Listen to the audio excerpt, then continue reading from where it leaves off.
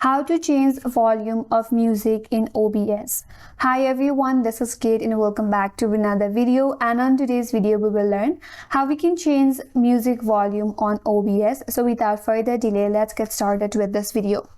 So for that, first of all, you have to open up your OBS. As you can see, I am recording from OBS. Now in order to change your music volume, there you have to navigate to the section that says audio mixture.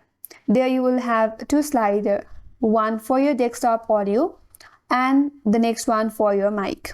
So if you want to change your music volume, you can simply change this slider right here that says desktop audio. So you can increase or decrease this slider from here. Or if you want to adjust your mic volume, you can also do that with the help of this slide bar right here. So that's the way to change your music volume on OBS, and that's all for today's video. Hope this video was helpful, and if you're new to our channel, consider subscribing. Thank you for watching and stay tuned for more videos.